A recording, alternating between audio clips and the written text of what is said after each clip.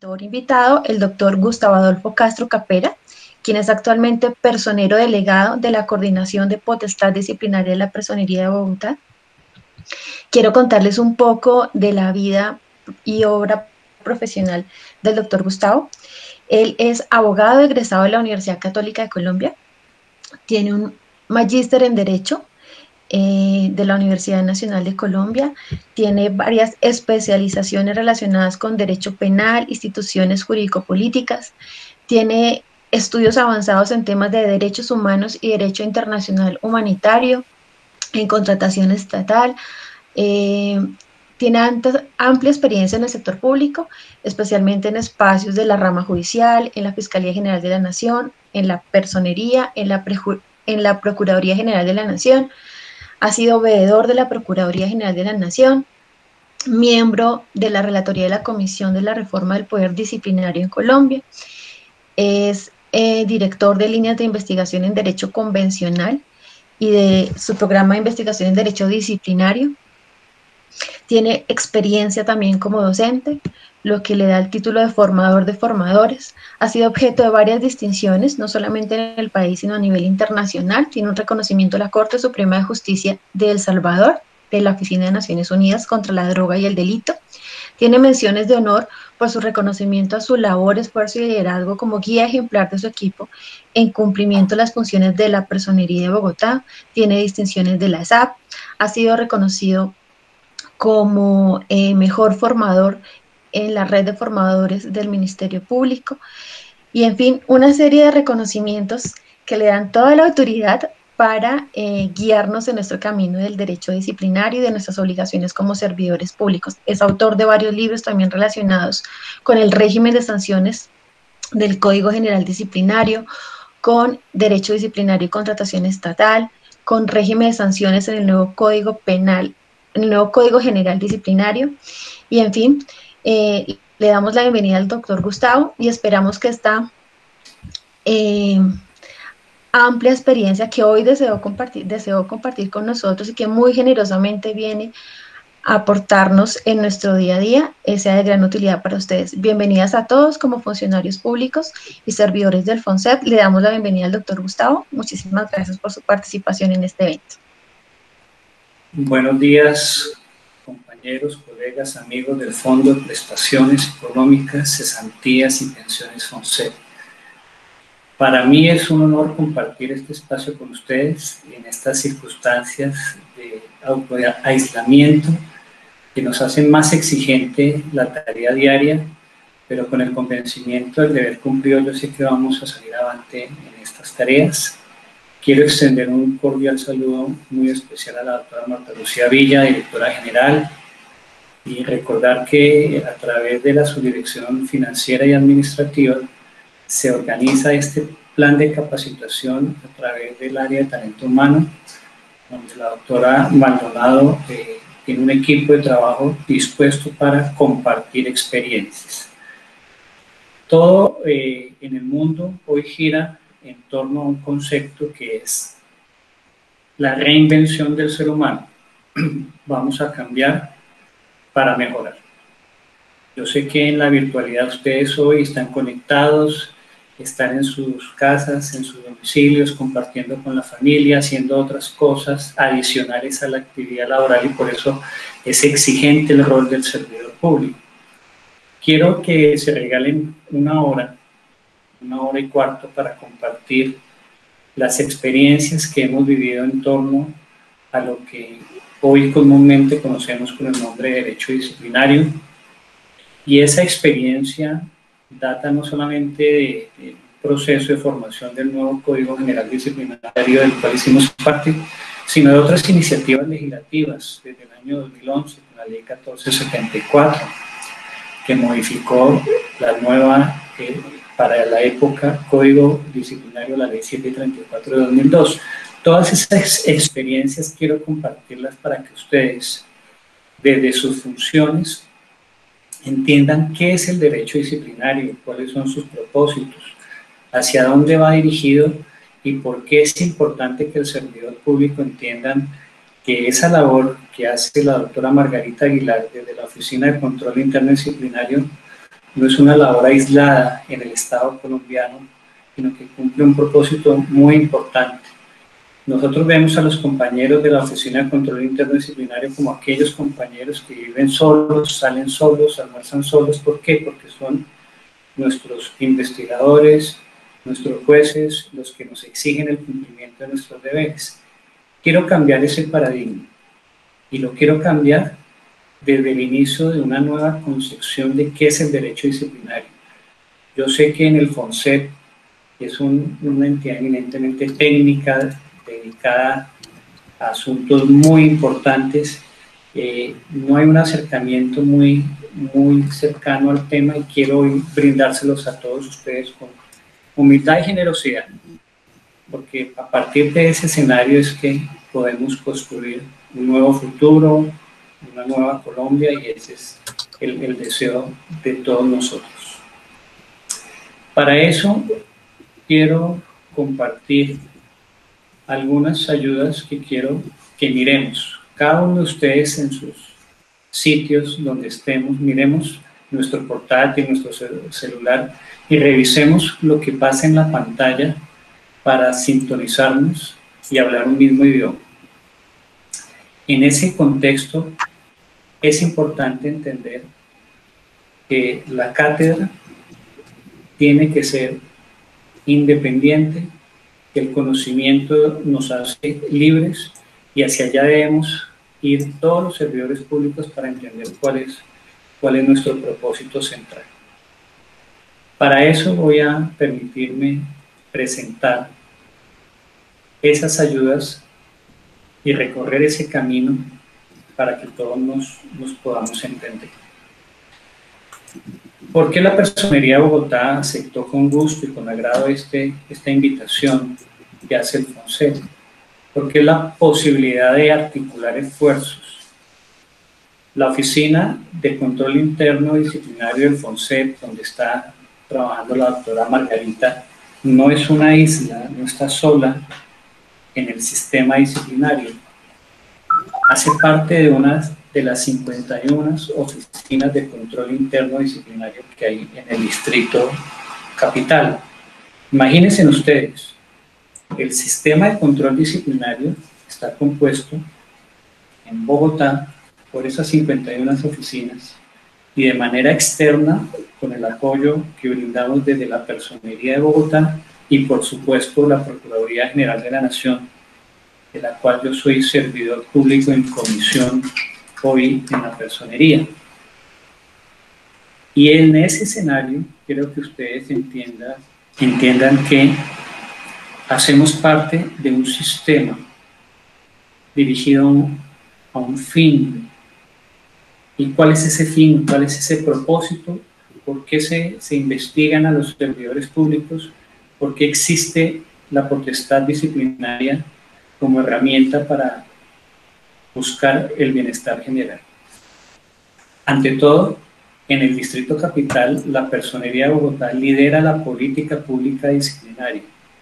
Es decir, es nuestra obligación, no solamente por la Constitución y la ley, sino también por un acuerdo que estructuró a la Personería, el Acuerdo 755 de 2019, que le asigna a la oficina donde yo me encuentro liderar esos espacios de política pública disciplinaria, y hoy es uno de esos escenarios en donde tengo la oportunidad de brindar esos espacios de armonización. ¿Qué vemos en la presente presentación? El derecho disciplinario debe tener un norte, debe tener un espíritu, una filosofía. Entendida esa filosofía, todos ustedes van a comprender por qué es tan importante que cumplamos nuestros deberes funcionales. No solamente los que están en las altas dignidades públicas, sino todos los servidores que estamos en la estructura del Estado y aún aquellos particulares que son destinatarios de la ley disciplinaria. Para mí, ¿qué es el derecho disciplinario? No es simplemente buscar la obediencia del servidor público, el cumplimiento ciego de la ley. No, ese no es el propósito del derecho disciplinario. La filosofía que encierra el derecho disciplinario implica ser el garante de un proyecto de sociedad que en el año 91 quisimos construir. Y ese proyecto de sociedad tiene un nombre en la teoría política: el Estado Social de Derecho. Y una definición de Estado Social de Derecho significa simple y llanamente que todos los colombianos tengamos la posibilidad de condiciones materiales dignas de vida. ¿Y cómo podemos llegar a conseguir ese propósito? Con una herramienta que nos da el derecho disciplinario al ser un instrumento por el cual exigimos de ese cuerpo de servidores públicos que sigan fiel al designio de ese Estado Social de Derecho y que no sigan intereses individuales, grupales, egoístas. En síntesis, que el bien colectivo prime sobre el bien individual.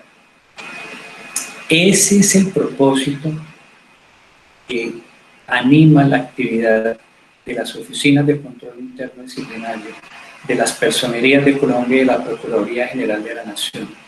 Hacer que ese Estado Social de Derecho, a través del comportamiento de sus servidores públicos, pueda ser una realidad. Y si esa es la filosofía que yo quiero hoy brindarles a ustedes, quitarles esas ideas de que es que el derecho disciplinario busca un obedecimiento ciego a la ley. Ese no puede ser el norte del derecho sancionador disciplinario. Tiene que buscar un fundamento superior, y ese fundamento superior lo da la propia Constitución política. Ustedes ven y aprecian la mano derecha donde dice la falta que es el comportamiento reprochable, que es el comportamiento por el cual al servidor público se le impone una sanción, pero esa falta como tal implica unos componentes, unos elementos que la estructuran. Algunos hablan de los elementos dogmáticos de la falta disciplinaria. Estamos hablando de los elementos de tipicidad, de ilicitud, de culpabilidad y la sanción misma, que también debe comportar un cuarto elemento para entender ese concepto de falta. Pero esa falta no se puede imponer sino previo al agotamiento de un procedimiento, y esa sanción, como ustedes lo ven en la diapositiva, se vincula con los principios que informan el disciplinario. No puede haber una sanción disciplinaria sino un objetivo de hacer validar un principio constitucional. Generalmente esos principios se atan al artículo 209 de la Constitución Política, que son los principios de la función administrativa. Pero en mi concepto, el derecho disciplinario no solamente protege esos principios de la función pública, protege todos los principios que informan, que nutren el concepto de Estado Social de Derecho. Y aquí en este concepto de principios también van los valores constitucionales, esos valores que están insertos desde el preámbulo de la Constitución, y luego viene la parte axiológica de la Constitución del 91, y los primeros artículos donde nos definen como nación. Entonces, la primera idea que quiero compartir con ustedes es que el derecho disciplinario tiene un propósito superior. No es la obediencia ciega de la conducta del servidor público. El derecho disciplinario busca hacer realidad un Estado social de derecho. En las circunstancias actuales en las que nos encontramos, donde necesitamos afianzar el principio de solidaridad social, de economía en el gasto del uso público, en la eficiencia de las autoridades públicas. ¿Qué importancia existe tan grande para el derecho disciplinario para entender lo que quiero expresarles? Que no es simple la obediencia del servidor público, que llegue tarde, que llegue temprano, que cumpla con sus deberes. Imagínense ustedes nosotros en el confinamiento, no existe la posibilidad de la falta de llegar tarde al sitio de trabajo. Entonces, ¿cuál es el deber ser de ese servidor público para que cumpla su horario? Más que cumplir su horario, ese servidor público debe establecer una serie de actividades y un producto, un resultado de su labor. Y ese resultado de su labor implica que debe existir en su comportamiento un plus de beneficio para la sociedad. Entonces ustedes ven que la falta en sí definida en el Código General Disciplinario de cumplir estrictamente el horario laboral en estas circunstancias realmente no es relevante. Y entonces el derecho disciplinario será que busca hacer cumplir ese catálogo de faltas que hay en la Ley 734 o en la Ley 1952. Esa Ley 1952, que es el Código General Disciplinario, trae un catálogo de faltas. ¿Será que ese es el único propósito del derecho disciplinario? No. Lo que sucede es que el legislador tiene que recoger esas conductas para establecer un marco de acción, para que el ciudadano servidor público entienda qué es permitido y qué no es permitido. En ese contexto, y entendida la esencia del derecho disciplinario, con esta diapositiva que ustedes están viendo en pantalla, les quiero resumir todo lo que los especialistas doctrinantes hablan de cuál es la estructura de la responsabilidad disciplinaria, que a veces uno escucha a diversos doctrinantes entendiendo este tema bajo una complejidad que realmente se puede sintetizar en esta información. ¿Qué busca el derecho disciplinario cuando exige la responsabilidad de un servidor público? El cumplimiento de un deber funcional. Y en el centro de la diapositiva ustedes ven esas dos palabras, deber funcional, como límite de la potestad sancionadora del Estado. Yo como Estado no puedo investigar a un servidor público con algo que excede su manual de funciones. Hay una extralimitación de funciones que es sancionable. Y esa extralimitación de funciones se entiende porque el servidor público solamente está autorizado para lo que diga la Constitución y la ley. Si ustedes revisan el artículo 6 de la Constitución Política, que todos conocemos como la cláusula de responsabilidad, que es general para todos los ciudadanos, porque todos los ciudadanos pueden hacer todo lo que puedan y que no esté prohibido. Pero para el servidor público, él ni puede hacer lo prohibido, ni puede hacer lo no permitido, ni tampoco lo que no ha sido autorizado. Y ahí es donde algunos autores señalan que el derecho disciplinario se rige bajo un principio, una categoría que se llama las relaciones especiales de sujeción, es decir, que el servidor público merece ser objeto de revisión de sus comportamientos a través del derecho disciplinario porque tiene o está sometido al imperio del Estado. Yo creo que también debemos cambiar esa noción tradicional en el derecho disciplinario. El servidor público lo que tiene es una exaltación de la comunidad y la comunidad lo ha dotado de un poder para que la represente en debida forma.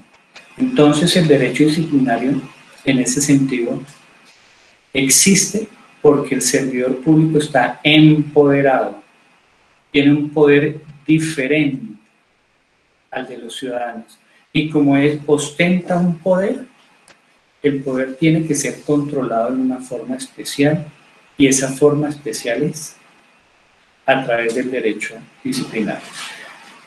Y ese deber funcional que el servidor público eventualmente puede incumplir tiene que tener una connotación en contra de los principios de la función pública para yo hablar del concepto de ilicitud sustancial que ustedes lo aprecian ahí en la parte derecha de la diapositiva.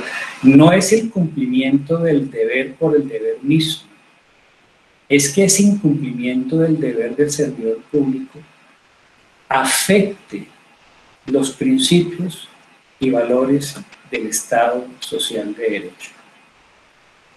Y eso es lo que ya denominamos ilicitud sustancial. Hay una norma muy bella en el Código Disciplinario, que es la Ley 734 de 2002, que es el artículo 51, que también lo recoge la Ley 1952. ¿Qué dice ese artículo? Dice: aquellos comportamientos que en menor medida afecten la función pública tienen que ser tratados por fuera del derecho disciplinario. ¿Y es por qué? Porque estamos ante conductas de mejoramiento del servicio, mejoramiento de la calidad que prestamos los servidores públicos en la comunidad. No todo tiene que entrar al derecho disciplinario, no todo tiene que ser objeto de investigación. Y en ese artículo 51 de la Ley 734 de 2002 nos da luces para entender que ese deber funcional que se considera afectado debe tener una ilicitud sustancial, es decir, una afectación importante a los principios de la función pública, pero yo le agregaría otro ítem: al concepto de Estado social de derecho. Y por eso es que en materia disciplinaria hablamos que hay una afectación a bienes jurídicos, que puede ser una afectación material o inmaterial. Material cuando afecta el mundo corpóreo, cuando utilizo un vehículo y lo estrello por mi negligencia, por mi imprudencia como conductor del FONSEP, si existe esa posibilidad. O cuando yo tengo el uso de recursos públicos y por mi negligencia no los utilizo en debida forma y hay un perjuicio patrimonial que es percibible. Pero hay otros daños que son inmateriales. Por ejemplo, esa defraudación de la confianza del infractor, que hace ¿a quién? A la sociedad misma. Recordemos que el servidor público representa a la comunidad, a la sociedad, que está dentro de una estructura que llamamos una entidad, que hay una jerarquía, que hay una estructura orgánica. Pero ese servidor público, independientemente de donde se encuentre ubicado, representa a la comunidad. Y ese deber funcional, y en la parte inferior de la diapositiva ustedes ven que debe ser coincidente con los fines, principios y valores constitucionales del Estado social de derecho. No podemos concebir el derecho disciplinario ajeno a un propósito superior, a la simple obediencia de la conducta del servidor público. Ustedes son servidores públicos que manejan un análisis técnico con una experticia muy especial, pero les quiero contar que estos temas en materia disciplinaria en los últimos 20 años han evolucionado desde una concepción inicial de considerar el derecho disciplinario como un derecho correctivo laboral para el cumplimiento de la conducta del servidor público, para que el servidor público cumpliera el horario, cumpliera sus funciones. Y ha evolucionado a hoy a entender que el derecho disciplinario es uno de los instrumentos que tiene el Estado para hacer realidad su proyecto de sociedad, que es un Estado social de derecho. Y si eso es así, el derecho disciplinario no puede ser ajeno a una noción fundamental en la vida. Cuando ustedes, desde el ejercicio de sus funciones, prestan una labor de apoyo a la ciudadanía, el señor que en la ventanilla atiende al ciudadano, el señor que presta un servicio de conexión con la comunidad, ese servidor público encarna este principio que es el respeto a la dignidad del ser humano. Y si ese es un elemento fundamental para el servicio público, tener ese concepto de persona humana como valor primordial y primigenio de todos los demás derechos, ese principio de dignidad humana también se pregona dentro de las investigaciones disciplinarias. Es decir, es un referente de toda la actividad de los servidores públicos. Y si allí, dentro del proceso disciplinario, rige ese principio de dignidad humana, pues también van a regir todos los conceptos de derechos fundamentales que están indicativamente señalados en la Constitución. Recordemos que la Constitución de Colombia no hace una enumeración taxativa de los derechos fundamentales, simplemente es una enunciación. Y si ustedes revisan el artículo 93 de la Constitución Política, van a encontrar que por allí existen otros derechos humanos fundamentales que integran nuestra Constitución Política.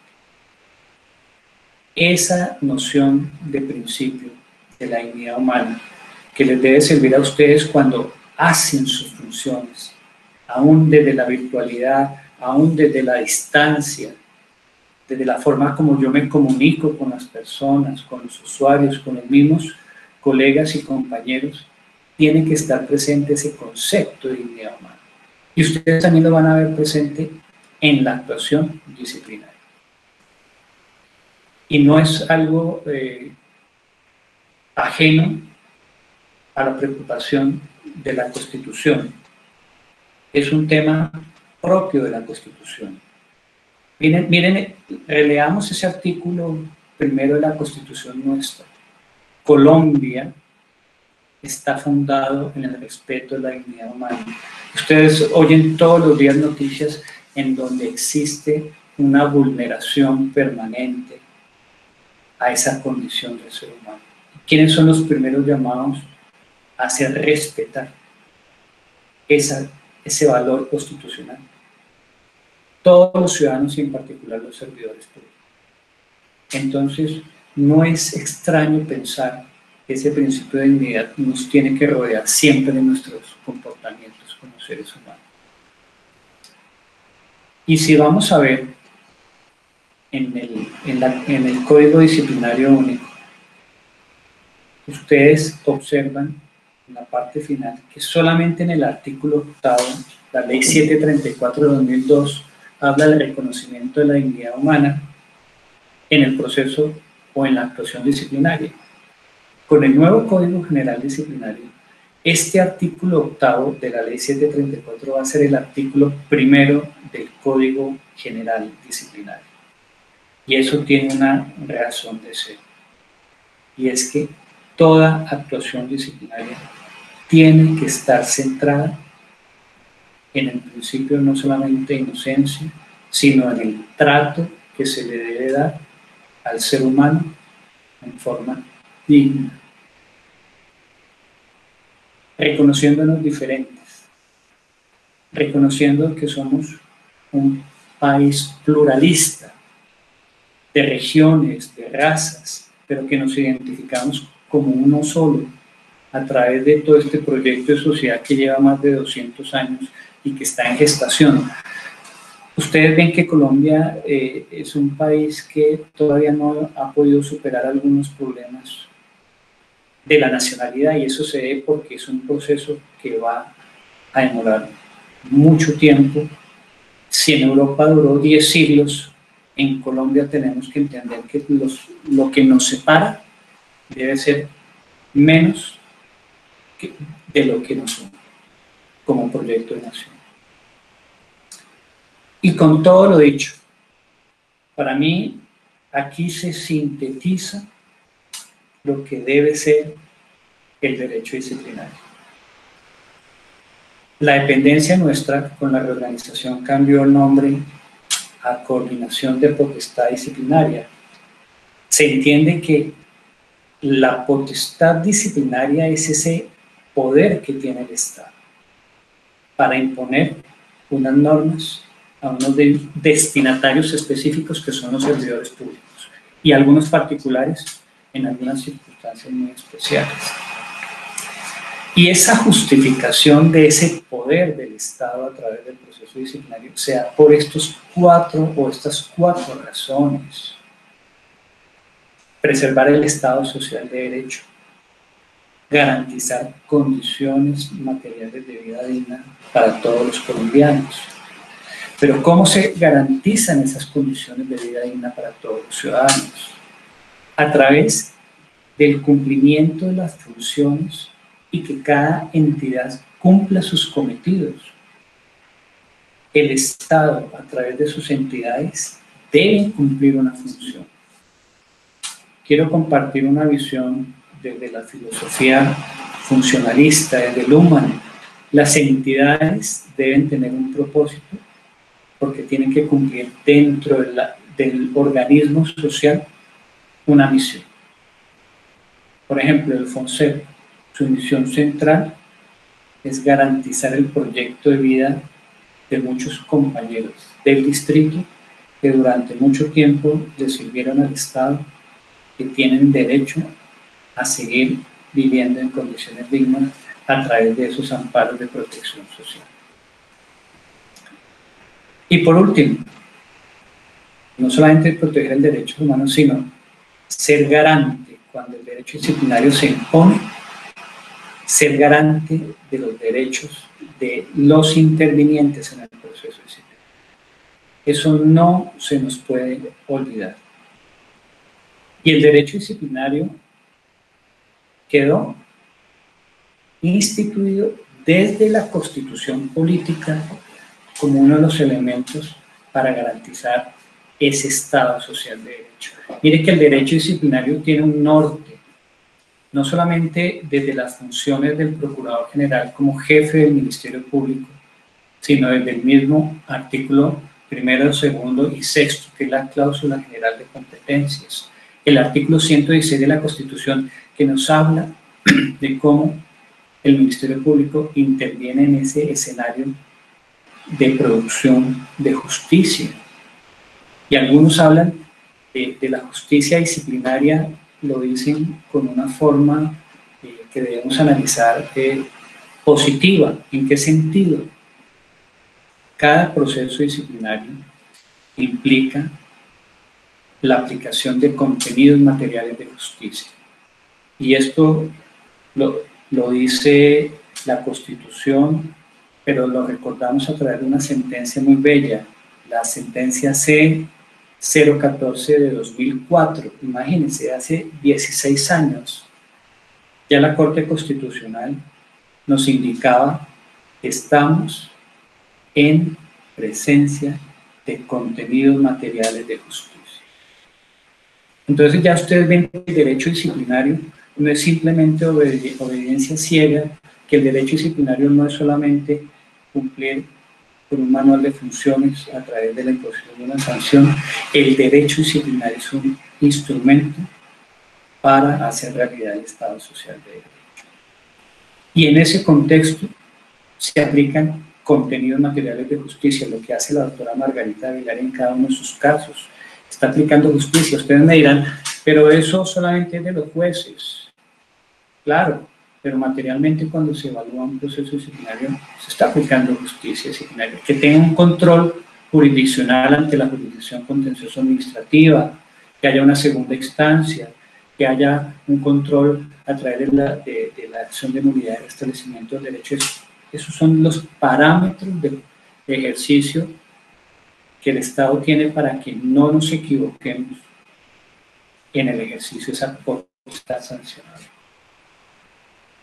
Y ya lo habíamos dicho, no solamente los servidores públicos son sujetos del derecho disciplinario, también los particulares. Y miren la importancia del derecho disciplinario. El derecho disciplinario tiene 1.200.000 destinatarios que son los servidores públicos. Pero si contabilizamos a los particulares que son colaboradores del Estado, que ejercen función pública o que administran recursos públicos, ese número va a acrecentarse y por eso los destinatarios del derecho disciplinario son muchos y tenemos la obligación de hacer un derecho disciplinario claro y preciso, garantizando el principio de seguridad jurídica, que las interpretaciones en el derecho disciplinario sean constantes, sean homogéneas, que no sean contradictorias, como desafortunadamente vemos en la realidad. ¿Y quién lidera ese escenario para que no se vean decisiones contrarias unas de otras. La Procuraduría General de la Nación. El jefe del Ministerio Público, el Procurador General, es el vértice de esa organización que tiene esa titularidad de la acción disciplinaria. Pero también las personerías distritales en el nivel territorial tienen ese poder preferente. ¿Sobre quién? Sobre las oficinas de control interno disciplinario. Lo que ustedes aprecian allí es lo que llamamos el derecho disciplinario general, el de los servidores públicos. Porque hay otro derecho disciplinario, el jurisdiccional, que está a cargo del Consejo Superior de la Judicatura y los consejos seccionales de la Judicatura. Ese es un derecho disciplinario que tiene una connotación diferente porque es una connotación de carácter judicial. Sus decisiones son judiciales. Investiga a los funcionarios de la rama judicial, a los jueces, a los magistrados, a los fiscales. Y con la reforma del equilibrio de poderes, que una reforma del año 2015 se extendió a cualquier clase de empleados de la Fiscalía General de la Nación. Ese es otro derecho disciplinario jurisdiccional. Y también tenemos un derecho disciplinario especial. ¿Especial en qué sentido? El de los notarios. Hay un derecho disciplinario delegado, el de las profesiones liberales, los contadores, los ingenieros, los colegios que tienen ese control ético sobre sus profesiones. Ese es un derecho disciplinario también delegado. Y donde no está estructurada una oficina de control interno disciplinario, quien ejerce esa acción disciplinaria en últimas va a ser el inmediato superior. Entonces ustedes hoy ya entienden que la estructura del derecho disciplinario implica unas autoridades e implica unos responsables. Antes de seguir, me gustaría validar la comunicación con el doctor Omar para que me escriba en caso de que haya alguna interrupción. Muchas gracias.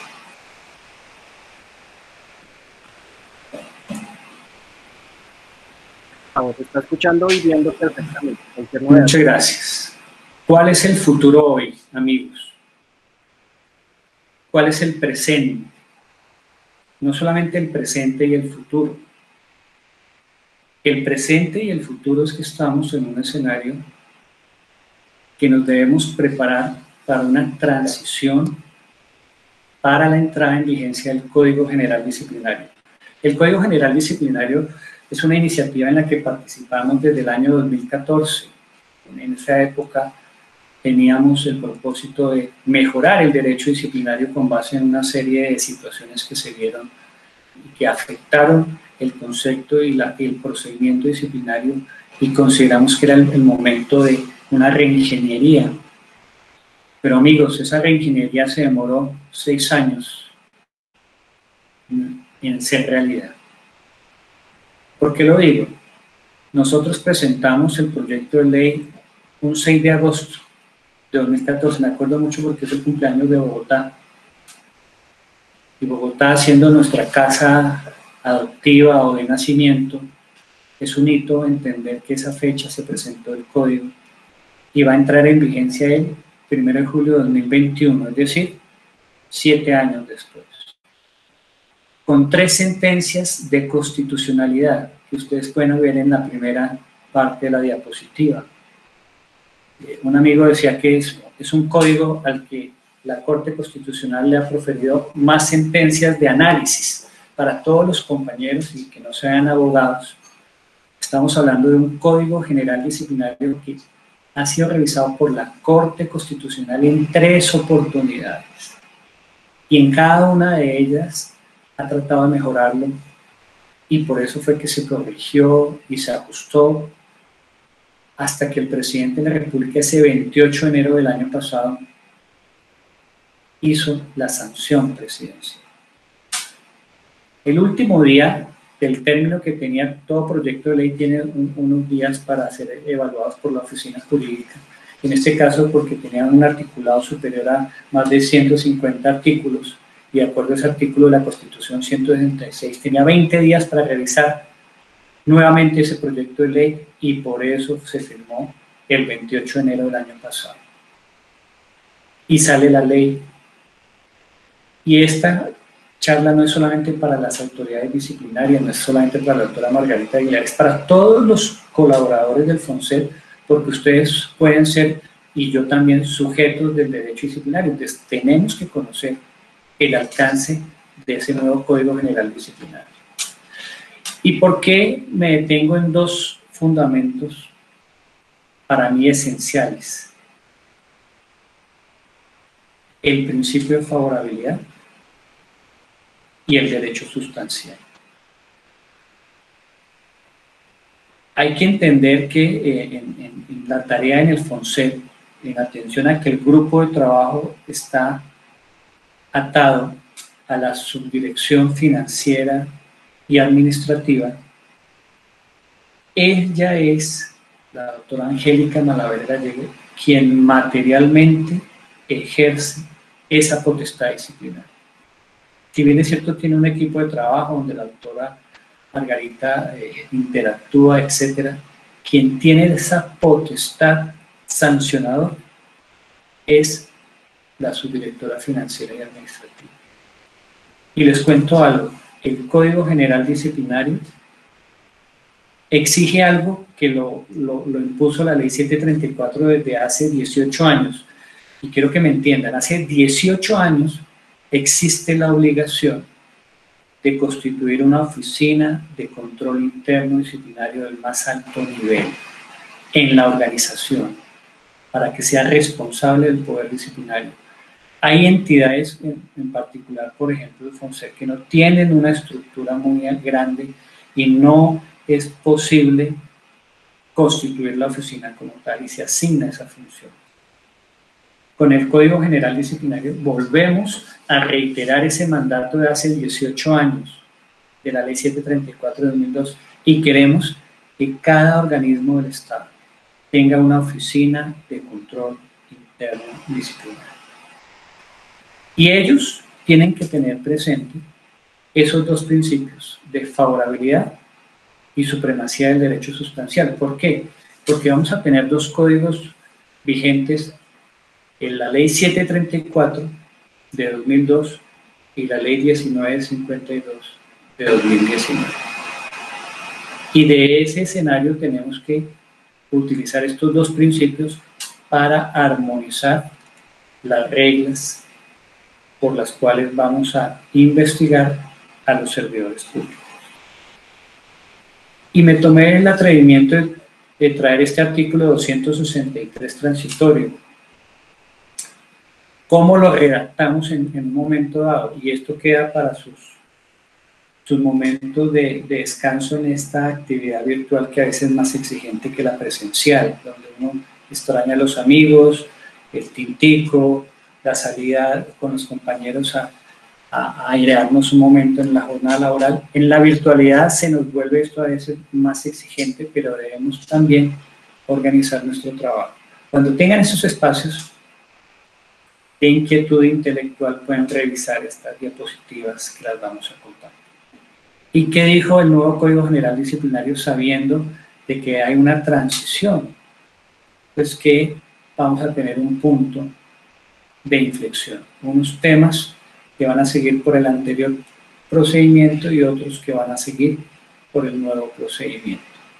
Entonces, para que ustedes entiendan esa situación, también se previó, y en especial la parte procedimental. Si ustedes ven en esta diapositiva, en el segundo párrafo, la parte procedimental se incluyó que entraba a regir a partir del 1 de enero de 2017.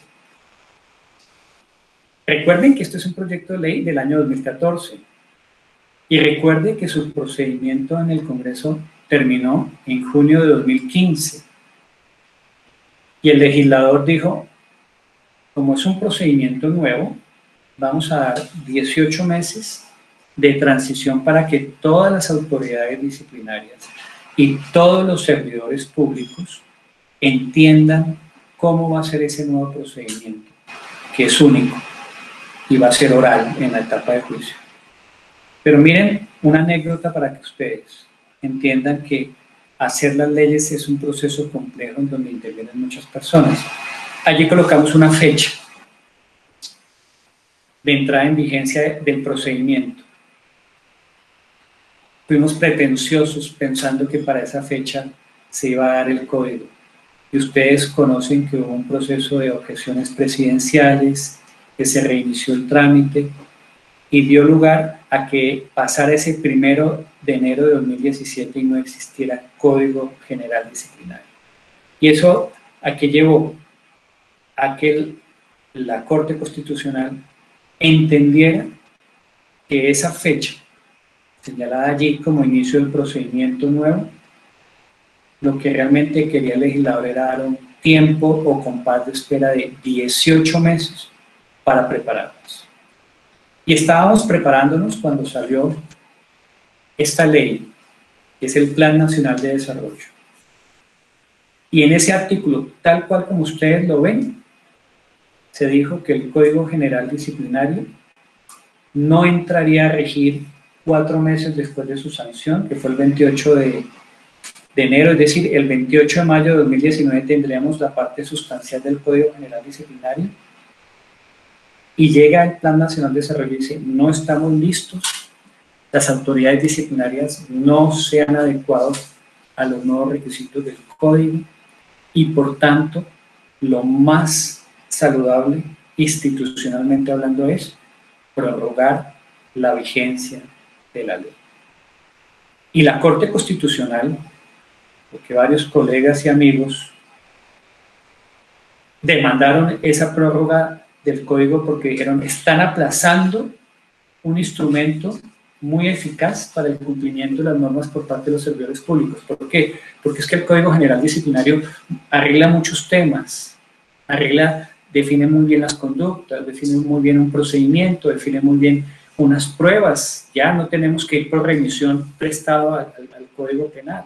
Entonces muchos colegas dijeron, vamos a demandar esa decisión del Plan Nacional de Desarrollo, y la Corte Constitucional, el 3 de marzo de este año, en esa sentencia C095, dijo, esa decisión fue constitucionalmente válida. No estamos preparados todavía para el Código General Disciplinario. Y el tiempo avanza, y tenemos que prepararnos para el Código. Tenemos que prepararnos para una nueva forma de pensar el derecho disciplinario desde la oralidad. Les dejo compartido los fundamentos de la sentencia de la Corte, en donde se señala que el telos, que ustedes ven en esta diapositiva, el telos es una palabra griega que significa el espíritu, la esencia. Cuando el legislador dijo que el procedimiento iba a iniciar el 1 de enero de 2017, lo que quiso decir es que debemos prepararnos con 18 meses de antelación para que ese procedimiento se haga realidad. Entonces, ¿qué entra en vigencia el 1 de julio de 2021, el próximo año? Casi 9 meses, la parte sustancial. Y como el telos del legislador fue preservar 18 meses para prepararnos para el procedimiento único oral, esa cláusula, en mi concepto, subsiste para prepararnos para el procedimiento único, para que ustedes lo entiendan. Y durante todo ese escenario que ha sucedido, como en la pandemia, el mundo sigue, colegas y amigos, y a mis compañeros de la Personería de Bogotá, yo les insisto todos los días, a mi hijo, el mundo sigue. Por la pandemia el mundo no estuvo estático, ni va a estar estático. Por eso ustedes tienen que estar en estos procesos de perfeccionamiento laboral. Yo sé que muchos de ustedes están mirando de reojo la pantalla y ya están preparando lo que vamos a hacer de almuerzo, etcétera, etcétera. Nuestros hijos, si están interactuando con nosotros, lo estamos tratando de orientar. Si yo soy un poco más tecnológico, tengo unos audífonos inalámbricos, entonces me muevo por toda la casa y escucho a este orador que no para de hablar.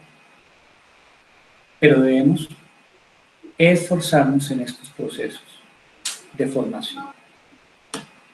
Miremos esta diapositiva. ¿Qué nos dice? Nos dice algo. En la Procuraduría, en el año 2017-2018, cuando lideramos una línea de investigación en Derecho Convencional en el Instituto de Estudios del Ministerio Público, donde tuvimos la suerte de ser el director de esa línea de investigación, nos pusimos a repensar el futuro del derecho disciplinario.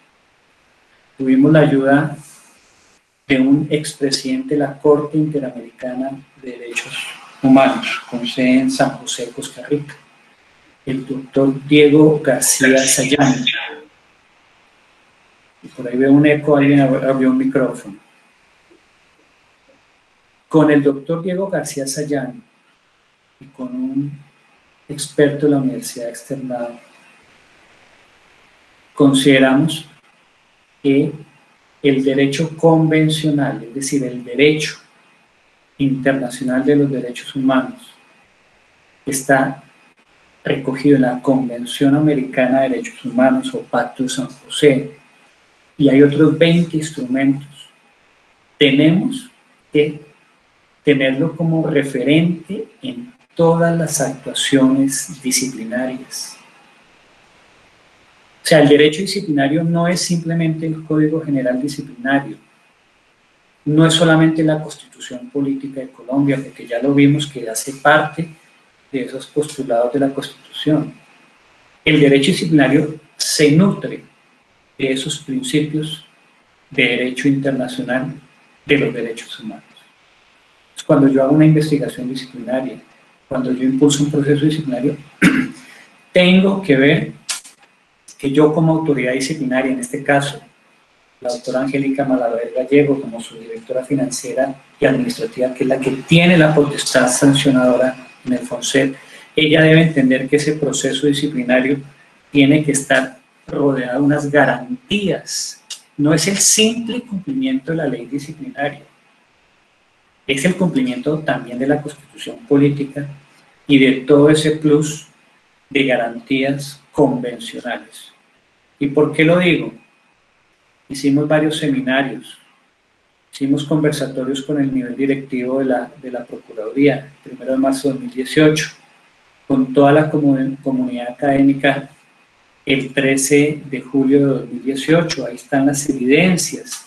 Aquí está el doctor Jorge Roa a mano derecha, el doctor Diego García Sayán a mano izquierda.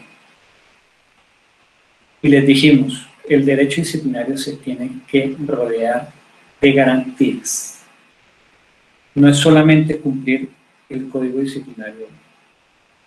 Acordémonos que Colombia tiene una demanda ante la Corte Interamericana de Derechos Humanos promovida por un exalcalde de una ciudad capital y que dependiendo de eso puede cambiar la arquitectura del derecho disciplinario. ¿Entendido? Entonces quiero en esta breve charla compartirles a ustedes el pasado, el presente y el futuro del derecho disciplinario. Y en esta diapositiva está el pasado, el presente y el futuro del derecho disciplinario. Para los que no son abogados, los procesos jurídicos, judiciales, reglados en los códigos, tienen unas características dependiendo cómo intervienen las partes en la actuación procesal. Por ejemplo, las demandas en civil son eminentemente de un sistema dispositivo. Allí las partes son las encargadas de impulsar el proceso, allí se agencian intereses particulares, patrimoniales generalmente, y entonces el juez no tiene parte ni parte, sino que son el demandante y el demandado los que entran a impulsar el proceso. Luego hay otro tipo de proceso judicial en donde el juez sí interviene activamente, donde el juez tiene un deber de investigar y de investigación integral y de impulsar el proceso. Esos son los sistemas inquisitivos. El derecho disciplinario, pese a que es un proceso administrativo sancionador, tiene esas connotaciones de ser un sistema, dentro de un sistema inquisitivo donde la autoridad disciplinaria, en este caso la doctora Angélica Malaver, que es la que detenta el poder disciplinario, investiga, acusa y juzga. Desde la comisión redactora yo me opuse a ese esquema de que quien investiga y acusa sea el mismo que juzga. ¿Por qué? Por el principio de imparcialidad. Todos somos seres humanos y a veces nos enamoramos de nuestras ideas y de nuestros proyectos. Cuando yo tengo un proceso disciplinario y creo que hay un pliego de cargos, yo ya tengo una idea preconcebida del resultado de la actuación. Y estoy hablando desde el ámbito teórico, académico. Por eso yo proponía una separación de la etapa de investigación y acusación y la etapa de juzgamiento. Esa idea en la comisión redactora no fructificó, y les voy a decir por qué. Uno de los miembros de la comisión redactora me dijo: Gustavo, aquí usted está ampliando la burocracia del Estado, está ampliando el número de servidores que deben hacer esa tarea. Han habido muchas ideas para superar esta situación que para mí debe ser totalmente necesaria, separar la investigación y el juzgamiento. Por lo pronto, quien investiga y acusa, juzga. Por eso es que debemos ser absolutamente independientes, autónomos y siempre pensando en lo que vimos en la primera diapositiva, el principio de dignidad humana.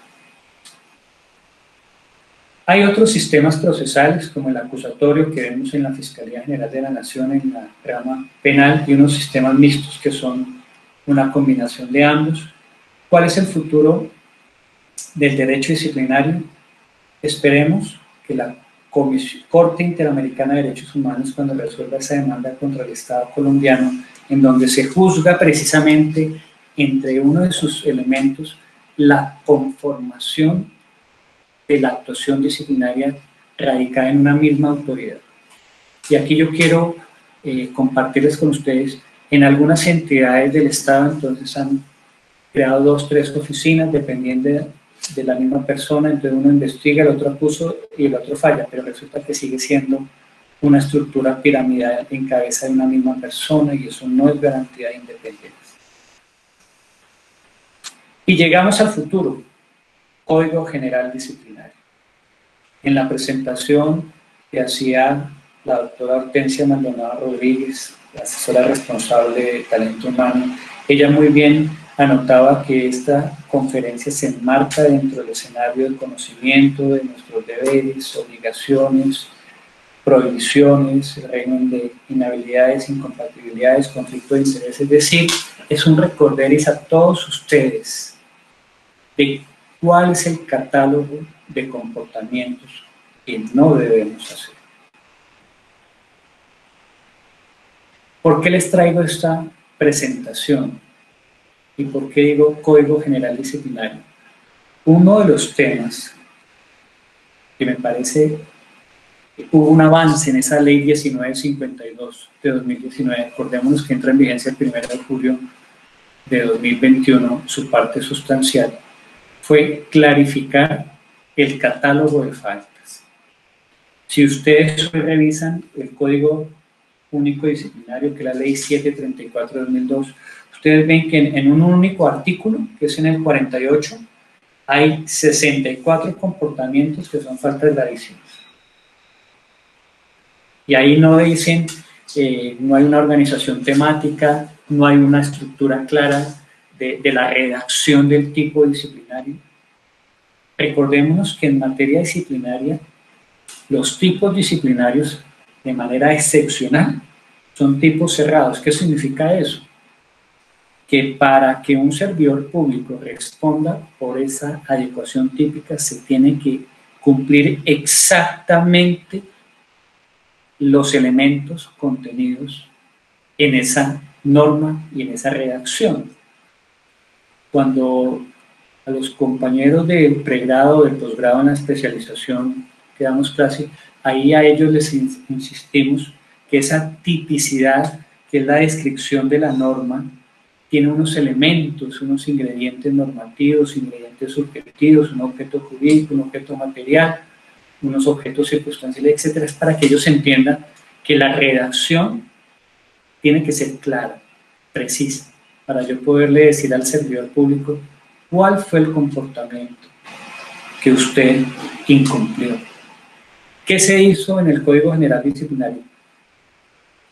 Quitamos ese artículo 48 y ese listado de más de 64 faltas y las agrupamos por ejes temáticos. Aquí ustedes lo ven. Desde el artículo 52 al artículo 65. Hicimos una distribución no solamente por ejes temáticos, sino que mejoramos la redacción de alguna de esas faltas gravísimas.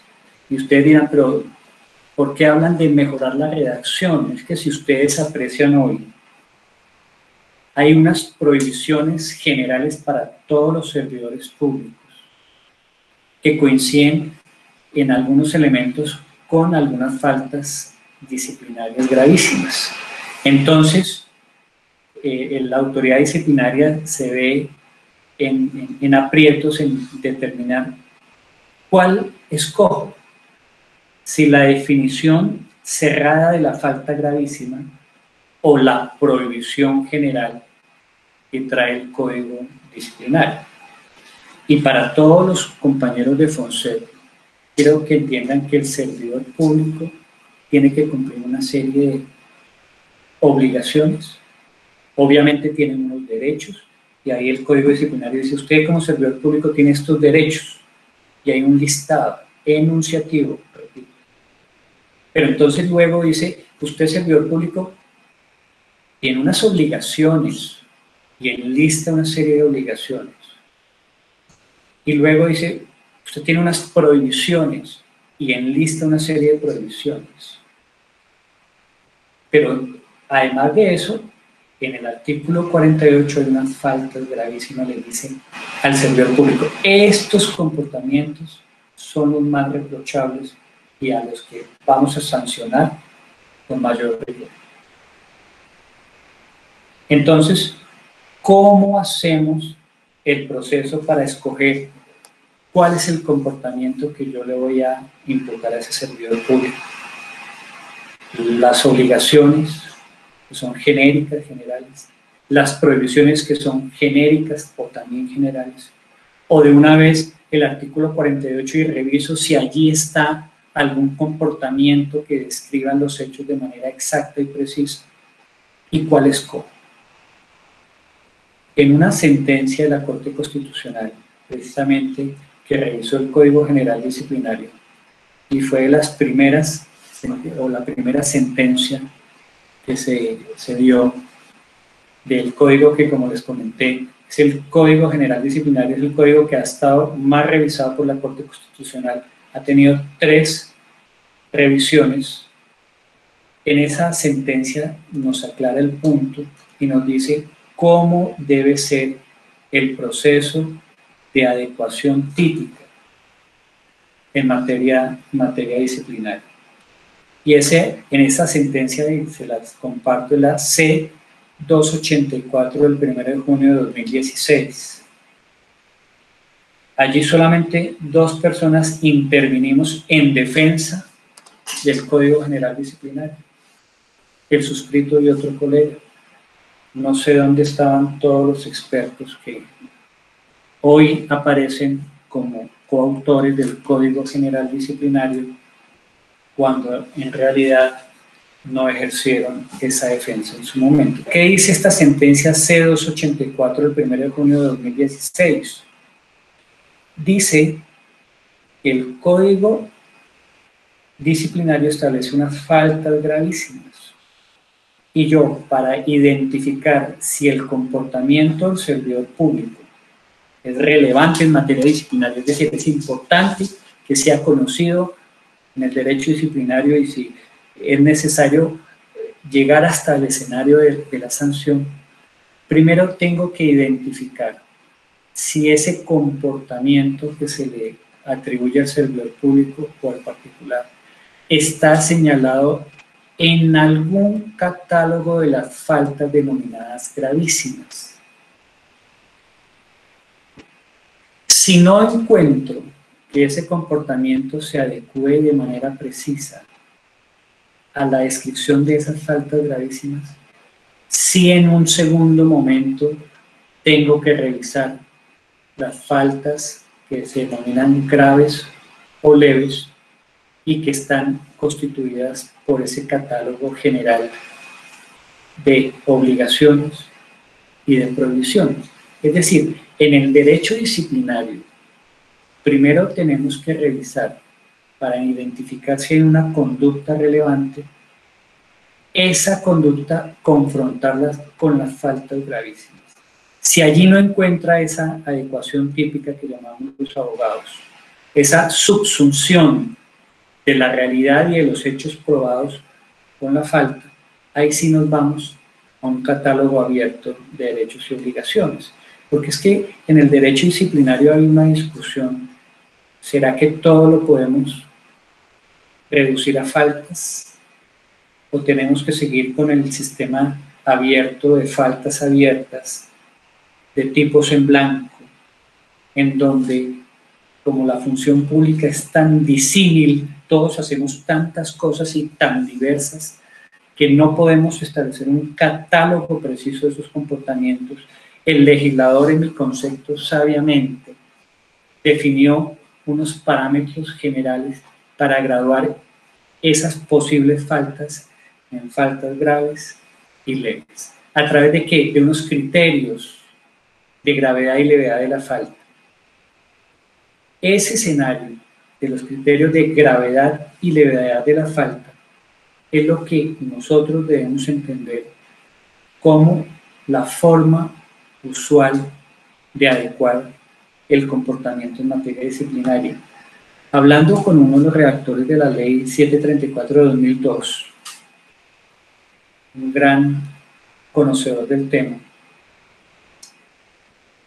el doctor Silvano Gómez Strauss señalaba con acierto que el servidor público comete más faltas en razón de los elementos generadores de la culpa: negligencia, imprudencia, impericia, violación de reglamentos, y esa forma culposa de su comportamiento es lo general en el Estado colombiano. Claro que hay comportamientos dolosos, claro que hay comportamientos que, de acuerdo a la Convención Americana de Lucha contra la Corrupción y la Convención de Naciones de Unidad de Lucha contra la Corrupción, señalan que son actos de corrupción porque son actos dolosos.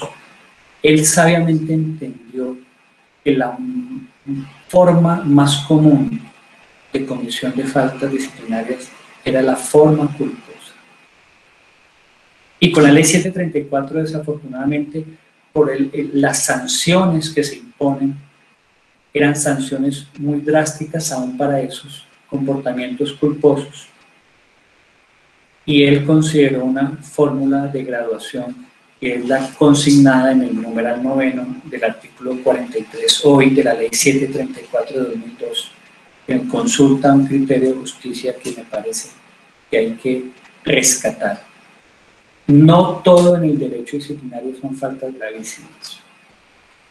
No todo en el derecho disciplinario se juzga actos de corrupción. Claro que los hay, pero excepcionalmente.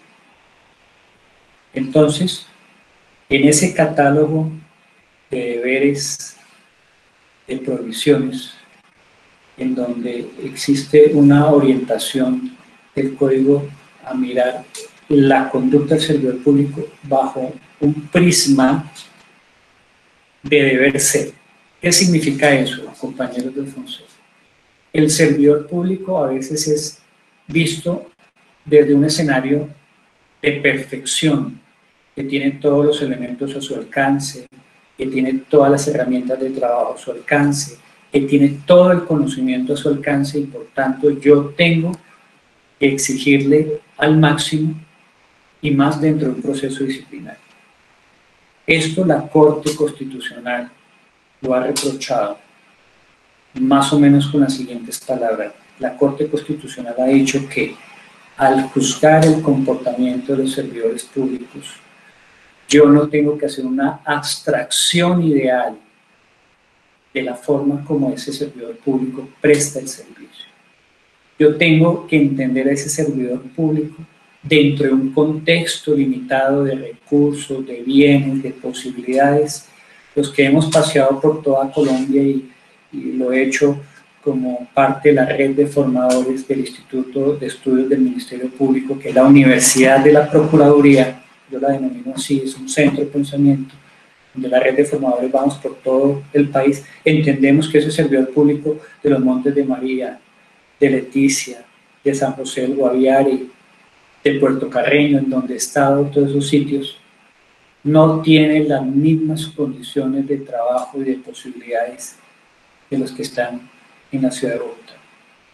Y yo, que he sido servidor de la personería de Bogotá, hoy en el nivel directivo, pero hace más de 20 años ingresé por concurso de méritos a la personería de Bogotá y conocí la personería como profesional y asesor, revisando todas las localidades. No hay una localidad que es igual a otra en condiciones logísticas, físicas, de posibilidades de trabajar. Por eso, para los jueces disciplinarios, para los que tienen esa posibilidad de revisar el comportamiento de nuestros servidores, este sí es un mensaje para ellos. No debemos hacer abstracción de las condiciones de trabajo de los servidores públicos, de la carga laboral. En este escenario de aislamiento nos ha tocado suspender los términos procesales. Yo les quiero compartir aquí entre amigos mi visión sobre el tema. Yo les digo a mis colegas y amigos, hay 6 dependencias a las cuales yo coordino. La vida de un servidor público no vale el impulso de un expediente disciplinario. Que por ir a buscar el expediente disciplinario corra un riesgo y se afecte su vida, no existe esa justificación. Por eso hemos suspendido los términos procesales. Eso no significa que no sigamos actuando, seguimos actuando. Los casos que llegan a la personería se siguen repartiendo, se siguen asignando, se siguen estudiando, se siguen evaluando. Estamos esperando que se retome un poco la normalidad para poder seguir adelante con la tarea. Y aquí resumimos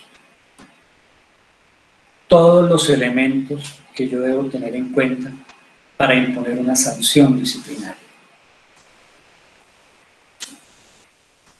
Son más de 10 elementos que yo he agrupado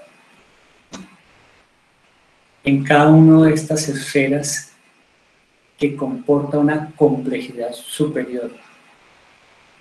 Y parto de la base que la sanción disciplinaria tiene una autonomía y que no podemos trasladar del sistema penal figuras como la ley de cuartos, que son sistemas matemáticos para imponer la sanción.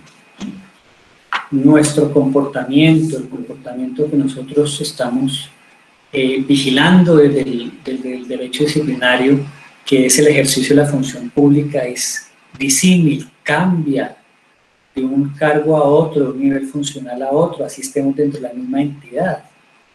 Por eso utilizo esa expresión, que la norma tiene una forma contingente. Cada sociedad se da sus propias reglas de conducta. Cada sociedad tiene unas normas propias. Esa pretensión dogmática de la universalización, de crear una solución general para todos los casos, es algo muy pretencioso. Los que se autodenominan dogmáticos, que del conocimiento de una estructura, de una teoría del delito, una teoría del derecho disciplinario, y se ufanan de que corresponden a un conocimiento científico. Yo realmente les digo que se trata de un escenario contingente. La norma jurídica es lo más maleable que hay en el mundo, cambiante. Lo que ayer era, hoy no es. Y si yo voy a exigir el cumplimiento de una norma, tengo que entender eso para llegar a la conclusión de la imposición de una sanción. Que debo respetar el principio de legalidad, que tengo que mirar ese catálogo axiológico. Ninguna sanción no puede tener una finalidad en sí misma. Es decir, imponer una sanción por el cumplimiento ciego de una norma es también reprochable. Por eso es que la sanción en materia disciplinaria tiene que estar vinculado con uno de los principios y valores constitucionales. Es lo que yo digo desde la teoría de la sanción disciplinaria, que la sanción se vincula con la categoría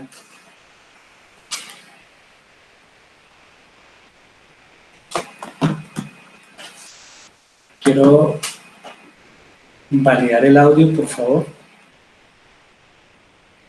Perfecto, doctor Castro. Muchas gracias. Muy amables. Esa es la exigencia para quienes tienen la posibilidad de imponer una sanción. La sanción tiene que tener un fundamento y esperamos que sea el catálogo, cuando digo axiológico de valores, es los valores del Estado Social de Derecho. Debo entender que hay una tipicidad disciplinaria. Yo no puedo acudir más al derecho penal para llenar los vacíos en materia disciplinaria, eso está proscrito en el nuevo Código General Disciplinario. Tengo que entender que vamos a un proceso único. Hoy no tuvimos la oportunidad de hablar del nuevo proceso que trae el Código General Disciplinario, pero es en la etapa de indagación e investigación lo que conocemos hoy, pero ya en la etapa de juicio es oral. ¿Por qué es oral la etapa de juicio? La mayor garantía para un servidor público es que sea juzgado frente a sus pares y frente a la comunidad. Ese es el escenario más claro de garantía y es donde vemos a algunas autoridades disciplinarias patinar, donde vemos a algunas autoridades disciplinarias que tenían otros propósitos diferentes a hacer justicia disciplinaria. También para imponer la sanción tengo que entender que en materia disciplinaria hay un concepto de víctima. Es un concepto nuevo. Entendemos que el derecho disciplinario solamente interesa al Estado y su servidor público o particular. Allá no hay partes en el sentido procesal de los intervinientes, pero ya se ha entendido que debemos mirar a la víctima en algunas faltas disciplinarias muy especiales. No solamente el derecho internacional de los derechos humanos, en la ley 1010 de 2007, que es el CEITO, que es el acoso laboral, etc. Tenemos que entender que para sancionar necesitamos pruebas y entender qué es el dolo y la culpa. Algunos expertos se preocupan que el Código General definió qué es dolo y culpa y creen que eso es un retroceso del Código General Disciplinario. Y en la comisión redactora recordábamos que el código está hecho no solamente para Bogotá, sino para todo el territorio nacional, donde hay personeros municipales en sitios apartados que necesitan también apoyo y orientación, y si el código define esas categorías dogmáticas, ya es un primer apoyo para que se entienda qué es dolo y qué es culpa. Para imponer la sanción debemos entender que esa sanción no puede ser desproporcionada con la imposición de una sanción muy drástica en relación con los hechos. Ya hay condenas a la rama judicial por exceso en la imposición de condenas en materia penal, para que ustedes entiendan que la sanción tiene que ser proporcional a los hechos. Todo el tema del exalcalde, omito su nombre, pero todos sabemos de quién hablo, y que nos tienen en juicio ante la Corte Interamericana, se debe a una violación de ese principio de proporcionalidad en mi concepto. No que él fuera inocente, sino que en mi concepto esa sanción debió haber sido proporcional con los hechos existentes. El derecho disciplinario valoramos la confesión como arrepentimiento y como colaboración.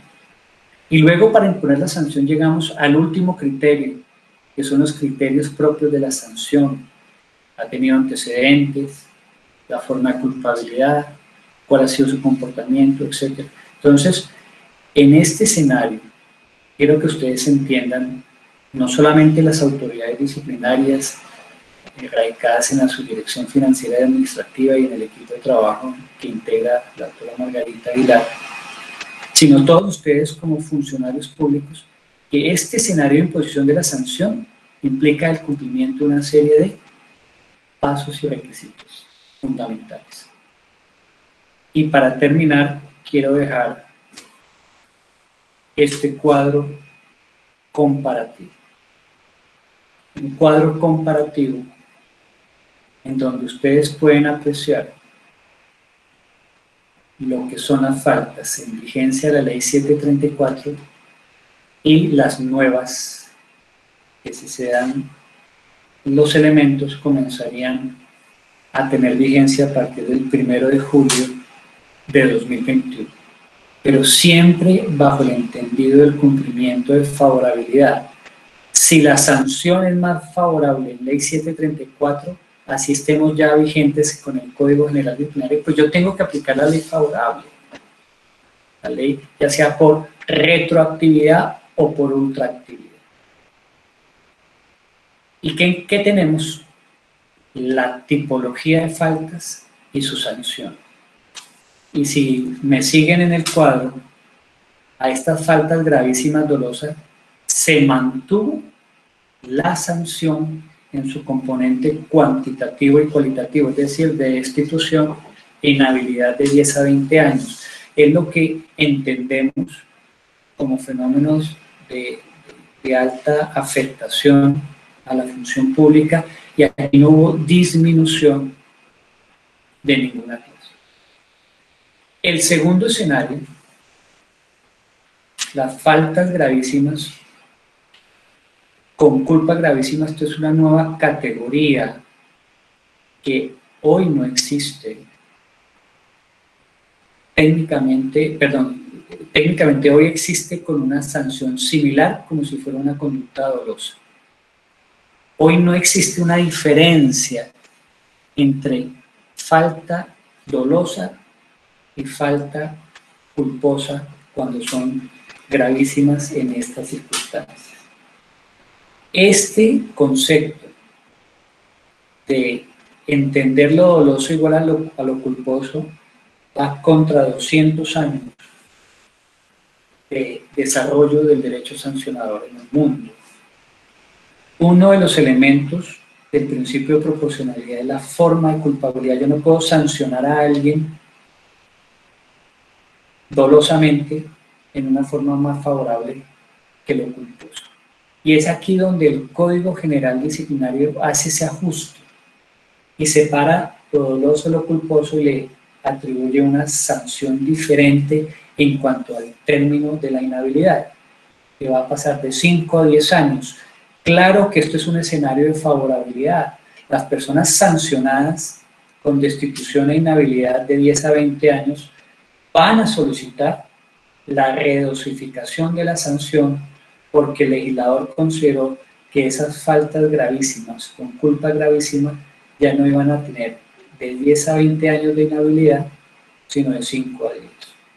Pero el origen de esta reducción no es por pagar un favor, es para adecuar el comportamiento sancionador de la responsabilidad a postulados universales que de César Beccaria, y en su libro que es del avance en la imposición de la sanción en el derecho penal, en este caso, de los delitos y de las penas, en pleno renacimiento, señala que no pueden haber penas que excedan unos parámetros de razonabilidad y racionalidad.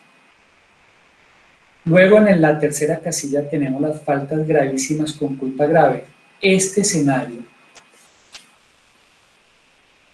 no existe hoy por la cláusula que yo les comentaba del numeral 9 del artículo 43, en donde el autor señala que si es una falta gravísima y se ejecuta con culpa grave, es decir, un comportamiento negligente, imprudente, que viola normas, pero que no tiene la connotación dolosa, él gradúa esa falta gravísima con culpa grave y la define como una falta grave culposa. Ese escenario en el nuevo Código General Disciplinario fue llenado con una sanción a estos comportamientos de falta gravísima con culpa grave de 3 a 48 meses. Las faltas graves dolosas, hubo un aumento. Ustedes pueden ver en el término de la inhabilidad que hoy, con ley 734, de 30 a 12 meses, pasó de 3 meses a 24 meses. Y las faltas graves culposas, que son las más graves, las faltas que no afectan en gran medida, pero que son de cierta envergadura y de carácter culposo, hoy son sancionadas con suspensión de 1 a 12 meses. El nuevo código quedó de 1 a 18 meses. Y hay otro escenario que está en negrillas, si ustedes lo pueden apreciar, donde también podemos decir que hay un escenario de favorabilidad en atención a que hoy una falta leve dolosa tiene una multa de 10 a 180 días. Con el nuevo Código General Disciplinario pasa de 20, pero a 90 días. Se suma el mínimo, pero se baja el máximo, y eso, en conceptos de la dosimetría de la sanción, se entiende que es benéfico para el destinatario de la sanción. Por último, la amonestación escrita deja de ser sanción disciplinaria con el nuevo Código General Disciplinario. Ya no hay esa amonestación escrita como forma de represión, porque se entiende que el servidor público a veces, cuando es sancionado pecuniariamente, entiende más el mensaje. Con lo que hemos visto, que hemos compartido, con lo que hemos tratado de repasar, quiero cambiarles el paradigma de lo que es el derecho disciplinario, para que entiendan que es una forma de garantizar el Estado social de derecho en Colombia, que tanto lo necesita. Ese Estado de derecho en Colombia es fundamental preservarlo, es fundamental seguirlo construyendo, y más en las condiciones que necesitamos un Estado social fuerte, en beneficio de la comunidad, en beneficio de la sociedad, y que nosotros los servidores públicos estamos llamados a hacer realidad ese Estado social de derecho. Y la potestad sancionadora disciplinaria no busca un obedecimiento ciego de la ley disciplinaria. Tiene un fundamento superior, un fundamento más grande que nosotros mismos. Y ese fundamento es que los principios y valores constitucionales estén vigentes en la mente del servidor público. No importa que yo tenga una actividad laboral sencilla, que yo sea un abogado que instruye un tema, que hace un trámite, un contador, un asistente. Cada uno de ustedes y el suscrito cumple una misión superior, que es que ese Estado social de derecho llegue a todos los ciudadanos. En este recorderis que hemos hecho de algunos elementos, es simplemente un abrebocas para que ustedes incentiven el conocimiento en algunos temas particulares de lo que podemos ver desde una nueva óptica del derecho disciplinario. En el chat vemos que hay dos preguntas. Tengo la posibilidad de mirarlas y las vamos a compartir. Y son preguntas muy interesantes. Me permito leer la primera, de Hugo Armando. Muchas gracias por la pregunta. ¿Qué opinión le merece la existencia de tipos en blanco en materia disciplinaria? Para Hugo Armando y los compañeros, es un riesgo para el principio de legalidad los tipos en blanco, porque son aquellos que integramos a través de otras normas de reenvío, y el ejercicio tiene que ser muy preciso por parte de la autoridad disciplinaria. Debemos entender que la complejidad de la función pública nos exige acudir a esos tipos en blanco para que no se nos escapen comportamientos que sí son lesivos de esos principios y valores constitucionales, pero que no podemos definirlos previamente. Entonces, esa técnica de tipos en blanco, tenemos que seguir el rigorismo que se ha construido desde el ámbito de lo penal, y hago la comparación no por no entender al derecho disciplinario en forma autónoma, sino para poner un ejemplo de cómo una ciencia jurídica ha solucionado el dilema de los tipos en blanco. Y allí se ha señalado que esas normas de reenvío que integran las faltas disciplinarias en blanco tienen que tener el estatus de norma jurídica o ley. Yo no puedo hacer una norma de reenvío de un tipo en blanco a un reglamento.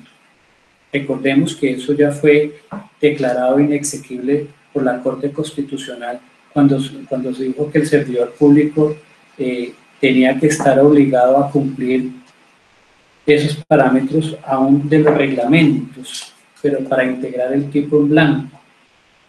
Y en esa sentencia, la Corte es muy sabia al decir que lo que exige el tipo en blanco es que la norma de reenvío tenga el estatus de norma jurídica ordinaria.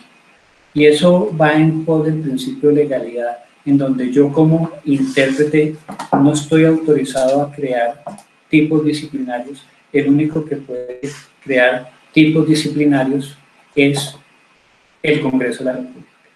Para todos ustedes, la sentencia de la C-328 de 2003, donde declaró inexequible el último apartado del numeral 35, del artículo 35, donde establecía como prohibiciones a los servidores públicos, leo textualmente, numeral 35, las demás prohibiciones consagradas en la ley y reglamentos. Esa palabra y reglamentos fue declarada inexequible por la Corte Constitucional. Entonces, con esa sentencia de apoyo, nos puede permitir entender cómo los tipos en blanco en materia disciplinaria deben ser empleados. Hay una segunda pregunta que dice lo siguiente: bajo la garantía del principio de independencia, quien adelante la investigación si se trata de un funcionario del área financiera, siendo que el operador disciplinario es el mismo jefe. ¿Cuáles son los atributos de la Administración de Justicia? Y los tomo porque hemos hablado que el derecho disciplinario es aplicación de justicia material. Los atributos son independencia, autonomía e imparcialidad. La estructura del poder disciplinario en Colombia está diseñada también para que el superior ejerza un poder disciplinario. ¿Se acuerda cuando vimos en las diapositivas quiénes ejercen la potestad sancionadora disciplinaria en el Estado y hablábamos de la Procuraduría General de la Nación, de las personerías, de las oficinas de control interno, y que en ese escenario era el derecho disciplinario ordinario, que hay otro derecho disciplinario constitucional, el de los funcionarios judiciales, y que hay un derecho disciplinario delegado, etc. Ellos comparten que el superior pueda ser autoridad disciplinaria. Ese no es el problema es que debemos rodear de garantías el proceso disciplinario. El jefe, como juez disciplinario, siempre ha existido. Les cuento la historia. En la rama judicial los jueces pueden disciplinar a sus subalternos del juzgado. Aún así, había una oficina de control interno disciplinario en la rama judicial que dependía de la dirección ejecutiva. Solo hasta hoy, hasta este año, hasta hace 2 meses, se creó la Oficina de Control Interno Disciplinario en la rama judicial, para que ustedes entiendan que allí el jefe superior seguía investigando al subalterno. Imagínense, en la rama judicial. Entonces, ese concepto del juez disciplinario, juez como superior funcional, está dentro del sistema, y lo importante es recabar de garantías a los sujetos procesales. Por eso hablamos del principio de dignidad humana al comienzo de nuestra charla. Por la hora, no quiero extenderme más en el tiempo. Quiero agradecerle muy especialmente al doctor Omar Hernández, que ha sido el facilitador, y a la doctora Margarita Vilar, el facilitador de esta conferencia, que entendamos que es más un webinar, que es un espacio de interacción para dejarles a ustedes inquietudes. También un saludo cordial a la doctora Marta Lucía Villa y a la doctora Angélica Manabel Gallego. A todos los presentes, la Personería de Bogotá está al servicio de todos ustedes. Entendamos que la potestad disciplinaria se debe manejar como un sistema dentro del contexto del Estado colombiano. Un sistema donde las oficinas de control interdisciplinario, los grupos de trabajo, hacen parte de ese control para hacer realidad un Estado social de derecho. Es así como termino mi intervención y le cedo el uso de la reunión al doctor Omar, muy agradecido por la expectativa. Doctora Maldonado, muchas gracias por la invitación y estamos pendientes en vernos en una próxima oportunidad. Muchas gracias. Espero que el sonido me haya acompañado para que ustedes hayan podido compartir estas experiencias. Muchas gracias. Bueno, doctor Gustavo, muchísimas gracias. Antes de terminar y hacer una reflexión final, quiero recomendarle por favor a los funcionarios hacer el registro de la asistencia en el link, porque no todos lo han hecho al momento y es indispensable dado que la capacitación tenía un carácter obligatorio. Segundo, recordarles que esta alianza con la personería continúa. La próxima semana tendremos otra sesión con el apoyo de otro colaborador de la personería, que vendrá también a ayudarnos y a compartir sus conocimientos. Doctor Gustavo, muchísimas gracias. Gracias por recordarnos el deber que la función pública nos asiste y la responsabilidad que como servidores públicos tenemos de la no defraudación de la confianza que han depositado en nosotros. ¿Quiénes? Pues todos los ciudadanos, en la entrega de bienes y servicios que como servidores públicos hacemos. Esa confianza debe ser inviolable. No se trata solamente de tener, de querer, de procurar y de tratar, sino ser. Es un deber de hacer las cosas. No solamente ser un funcionario público, sino parecerlo en cada una de nuestras acciones cotidianas y en el ejercicio de nuestras funciones. Muchas gracias por recordarnos estas implicaciones que tiene, pues, todo nuestro comportamiento, que podemos incurrir en faltas leves, culposas por negligencia, por imprudencia, por desconocimiento de la norma, pero que nos asiste el deber de preguntar, de averiguar, de no quedarnos con las manos cruzadas y no cometer alguna falta también por desconocimiento. Gracias por aclararnos la entrada en vigencia de la parte sustancial de la Ley 1952 de 2019 y gracias por darnos un recorrido general de toda la norma y de las implicaciones. Y ante todo, muchas gracias porque como colaboradores, escuchar a otro servidor público que habla sobre estos temas, pues es muy importante y enriquece nuestro quehacer diario. Entonces, muchísimas gracias por su participación. Y ya, no sé si tenga algo más. A ustedes un honor, muchas gracias amigos todos, muchas gracias. Buenas tardes. Gracias. A todos, por favor, no olviden hacer el registro, por favor. Muchas gracias. Gracias, hasta luego. Gracias. Yo quería hacer una pregunta. Gracias para todos. Gracias. Gracias. ¿Puedo hacer una última pregunta? Buenas tardes, que estén bien.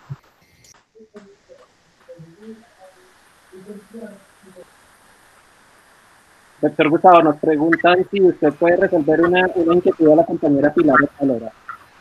Listo, con gusto, y que sea una pregunta general, no casos específicos. Con gusto. Ah, no es. Bueno, es general, sí. Digamos, quisiera saber, cuando se ejercen funciones por extralimitación de funciones, tú eres consciente que estás haciendo una extralimitación de funciones, pero es como tú las estás haciendo por un apoyo que se requiere en un área. Esa extralimitación de funciones, ¿qué tipo de sanciones hay para ese tipo digamos, ese tipo de faltas?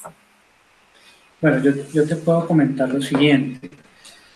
No todo comportamiento que es típico, es decir, que se pueda adecuar en un catálogo de faltas, merece reproche o merece sanción.